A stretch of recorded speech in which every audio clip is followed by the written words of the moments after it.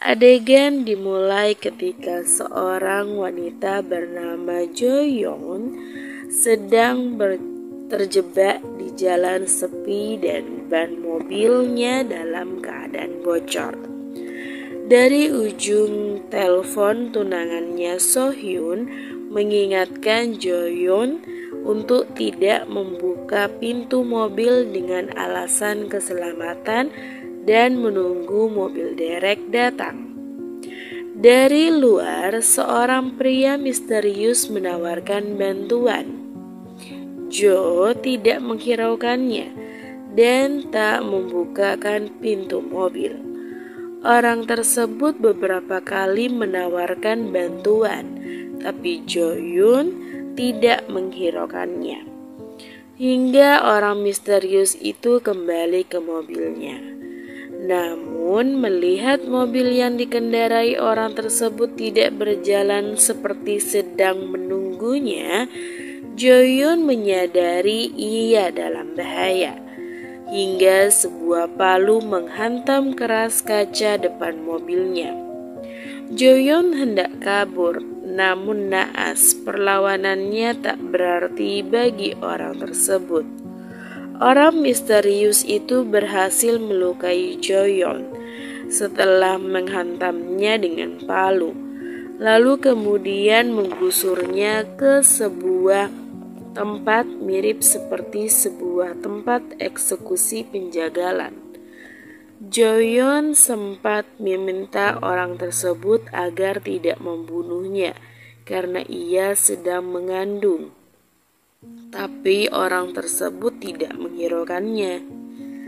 Lalu kemudian membunuhnya dan memotong tubuhnya hingga cincin pertunangannya pun terlepas. Keesokan harinya, seorang anak menemukan sebuah potongan telinga dari dalam sebuah plastik. Jo-yeon ditemukan meninggal, tapi potongan tubuhnya terpisah-pisah. Tim kepolisian mengerahkan pasukan untuk melakukan pencarian.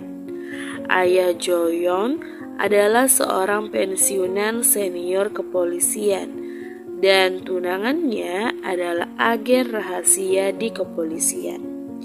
Hingga tepat di malam hari tim pencarian menemukan potongan kepala Jo-yeon mengambang di sungai. So-hyun yang merupakan tunangan dari Jo-yeon merasa terpukul atas kejadian itu. Di pemakaman Jo-yeon, So-hyun bertekad untuk membalaskan dendam agar si pelaku merasakan penderitaan 10.000 kali lebih sakit dari apa yang dirasakan oleh Jo-yeon. Ia ingin membalas dendam dengan caranya sendiri. Berkat bantuan ayahnya, So-hyun mencari identitas pembunuh melalui daftar orang yang diberikan ayahnya. Satu persatu dari orang tersebut ia datangi dan ia siksa. Satu persatu ia cari dan menemukan Kyung-chul hasil penyelidikan dari keluarga Kyung-chul sendiri dan menemukan tempat di mana Kyung-chul menyiksa dan membunuhnya, serta menemukan cincin yang terlepas dari tangan tunangannya itu.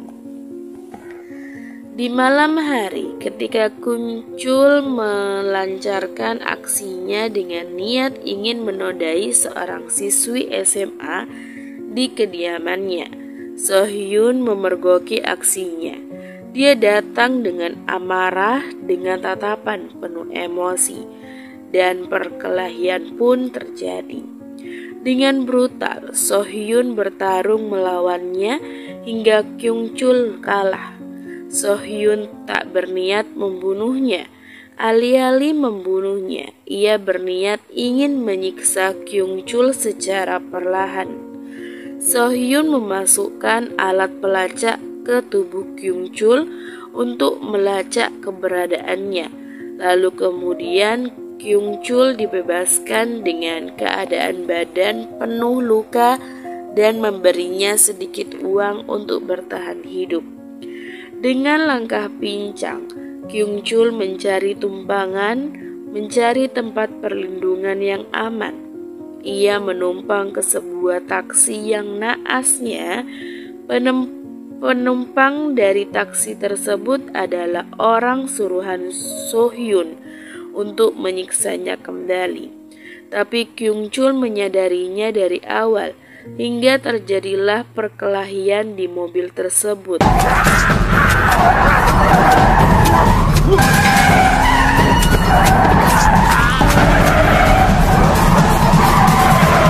Hingga mobil tersebut terperosok ke sebuah pinggir danau dan Kyung Chul berhasil selamat dan berhasil membunuh kedua musuhnya tersebut.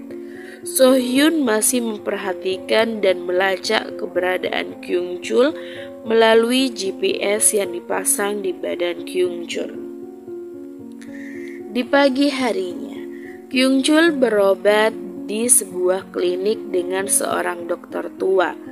Namun sebelum ia sempat bergegas pulang, ia tergoda oleh kecantikan suster di klinik tersebut dan berniat memperkosanya. Ia membunuh dokter tua tersebut dan niat jahatnya timbul setelah sebelumnya aksinya dihentikan oleh So-hyun. Namun sebelum ia kembali melancarkan aksinya, So-hyun datang dan kembali terjadi perkelahian brutal antara Kyung Chul dan So-hyun. Dalam keadaan terluka, kembali Kyung Chul kalah dalam perkelahian tersebut. So-hyun kembali mengobati Kyung Chul dan meninggalkannya di sebuah pelabuhan. So-hyun bermain-main dan kembali membiarkan Kyung Chul untuk hidup. Kyung Chul bersembunyi di rumah temannya yang sama-sama psikopat bernama Tae-jo. Meskipun sama-sama psikopat, Tae-jo berbeda dengan Kyung Chul, membunuh dengan melampiaskan hasrat seksualnya. Namun, Tae-jo membunuh dengan maksud untuk memakan tubuh si korban. Mereka berdua sempat membicarakan tentang kematian Jo-hyun dan kekasihnya So-hyun yang kini memburunya. So-hyun masih mendengarkan percakapan mereka dari mobil. Di telepon, ayah So-hyun mengingatkan agar So-hyun menghentikan perbuatannya. Tapi So-hyun sudah diselimuti dengan rasa dendam. Tak ada seorang pun yang bisa menghentikan langkahnya. Di sebuah dapur tempat Tae-jo membunuh korbannya, kini ia bersiap untuk mengeksekusi seorang wanita dan berniat membunuhnya. Dan kembali So-hyun datang untuk menyelamatkan wanita tersebut. Namun Kyung Chul terbangun dari tidurnya karena kehadiran di luar dan membawa senjata.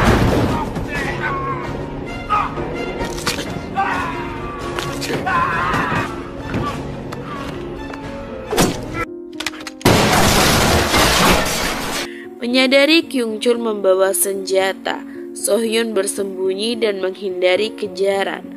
Tapi dengan pengalaman dan kecerdikan So-hyun yang merupakan agen rahasia di kepolisian, ia berhasil mengalahkan kedua psikopat tersebut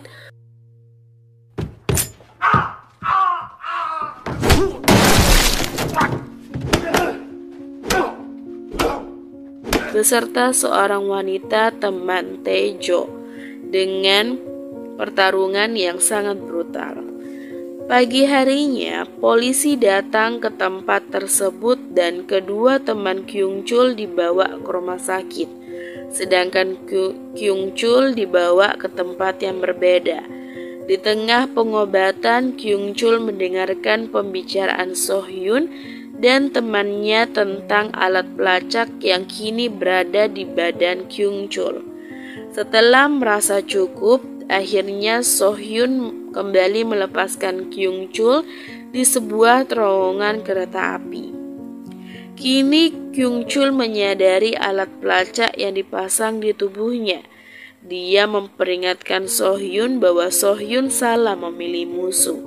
Kyung Chul mencari tahu latar belakang So-hyun dan berniat balik membalas dendam kepadanya. Ia mengeluarkan alat pelacak di tubuhnya dengan menggunakan obat pencahar, lalu kemudian kabur dengan menggunakan mobil polisi. So-hyun mengejarnya kembali ke titik di mana sinyal GPS terletak terakhir kali. Namun sial, alat pelacak di tubuh Kyung Chul telah dikeluarkan dan kini Kyung Chul tidak terdeteksi. Di mobil polisi yang ia curi, kini Kyung Chul menelpon polisi dan berkata kepada kepolisian bahwa dia akan menyerahkan diri setelah dia melakukan sesuatu untuk terakhir kalinya. So-hyun berusaha mencari tahu langkah apa selanjutnya yang akan dilakukan oleh Kyung Chul. Dia menyusul ke rumah sakit tempat Taejo dirawat, dan Taejo berkata bahwa Kyung Chul akan menghabisi keluarga So-hyun sambil tertawa. Tanpa segan, So-hyun merobek mulut Taejo dengan tangannya. Di rumah kediaman ayah So-hyun, Kyung Chul masuk dengan menyamar sebagai tukang paket hingga ia bisa masuk ke rumahnya dan lalu kemudian menghabisi ayah So-hyun dengan palu. Naas bagi adik So-hyun yang pada saat itu baru kembali pulang dan Kyung Chul sudah berada di dalam rumahnya dan melancarkan aksinya, memperkosanya dan kemudian membunuhnya. So-hyun terlambat untuk menolong keluarganya. Di saat ia sampai di rumahnya, polisi sudah berkumpul dan menyalahkan So-hyun atas kejadian itu. Kyung Chul menelpon So-hyun dan mengatakan kalau So-hyun salah untuk memilih musuh dan mempertanyakan apa So-hyun masih merasa menang. Di tempat di mana Kyung Chul akan menyerahkan diri, polisi sudah bersiap-siap untuk menyergap di posisinya masing-masing. Kyung Chul datang dengan mobil kepolisian yang ia curi. Ia datang untuk menyerahkan diri dengan badan yang masih berlumuran darah. Dengan muka puas, dia menyerahkan diri ke polisi. Namun sebelum ia berhasil menyerahkan diri ke polisi, kini kembali So-hyun menangkapnya dengan cara menyeretnya dengan mobil. Kini So-hyun berniat mengakhirinya dengan tragis. Di tempat di mana Kyung Chul menghabisi korban di kediamannya, kini So-hyun kembali memasang jebakan guillotine yang akan menjagal kepala Kyung Chul. Sebelum membunuhnya, So-hyun sempat menyiksa Kyung Chul. Kyung Chul sempat memohon dan meminta agar ia dibebaskan. Namun sayangnya Kyung Chul hanya berpura-pura. Penjahat tetaplah penjahat. Kyung Chul tetaplah Kyung Chul.